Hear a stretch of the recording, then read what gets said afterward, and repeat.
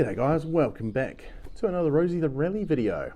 So this is my CRF250L Rally Rosie. You've probably seen a few videos of this bike around doing all sorts of fun things, but nothing too serious when it comes to off-road. So this weekend that's hopefully going to change as I'm headed off to Berm Buster, which is one of New Zealand's most popular trail rides.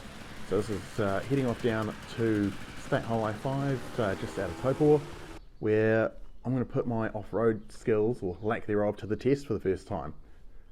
So when it comes to off-road riding, obviously I needed to make a few upgrades and adjustments after my last big ride, which was that unfortunate crash at Pumice Point, where I sort of cartwheeled the bike, bent the rally tower, which now is pretty well much in the same place it used to be. I also cooked the clutch, so I had to do something about that, and I sort of went on a bit of a weight loss plan.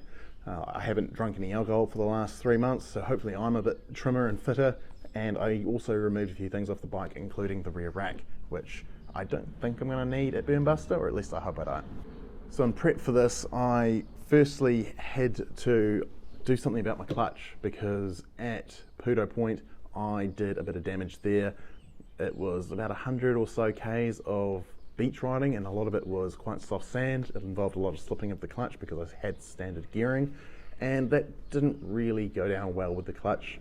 By the end of the day, I had to adjust my clutch out, and I had no more adjustment left to get the clutch working. So that was a big problem, and it was something I wanted to get done before Berm Buster. So what I did is I went in there, I ordered some parts from Thailand through Biker Bits. I ordered a new set of steels. I ended up ordering some factory clutch springs, which I didn't end up using.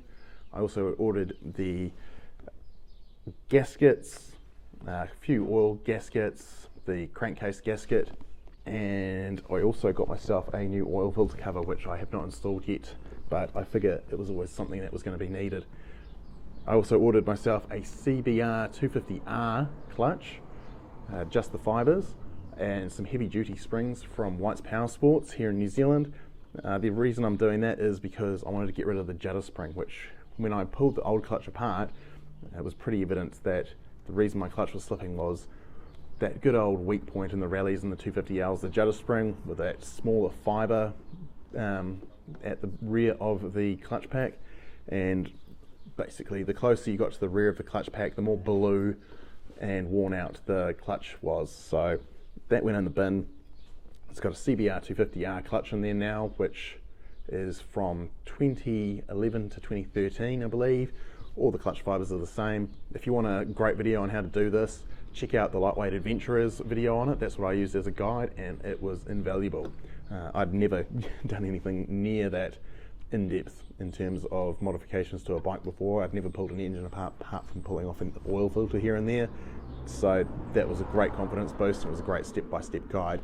Even though I ended up finding a rogue O-ring and doing it twice only to find the rogue O-ring, it was in fact the O-ring from behind my rear brake there. So that was embarrassing, but at least I know that's all buttoned up nicely. It's all hunky-dory, and as far as I know, this weekend it's going to work a treat. So what else I've done for this weekend, I also changed my gearing.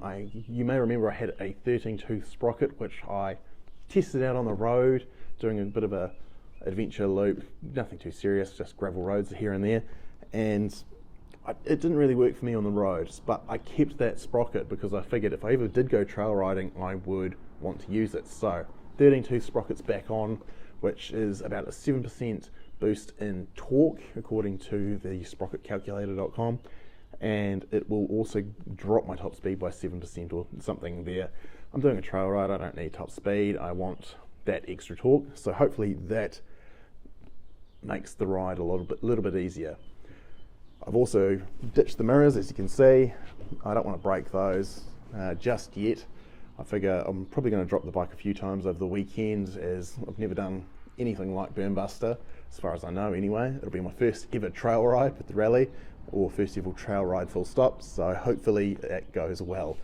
We've also got brand new fluids in the bike, of course, with changing the clutch, so it's got new coolant, which was due for replacing anyway, brand new oil, and that's basically it. Still running the Michelin trackers. Part of the reason I'm doing Berm Buster is to create some content on those. As you may recall, I got a wicked deal on those to do content for Kiwi Rider magazine, as well as on my own channels. So Michelin trackers, so far they've got nearly 2,000 Ks on them. The front is just starting to look like it's wearing in.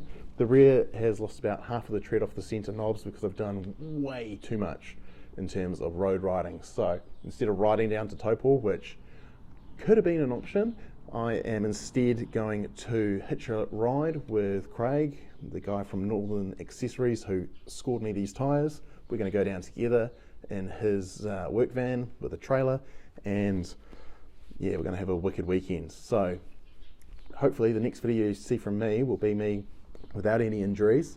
I've also scored myself a brand new helmet, some new gloves and some dirt riding gear. So hopefully the next video will be all the action from Berm Buster, and I'm really excited to bring that to you. So stick around, give us a like, give us a subscribe, and I will see you in the next video.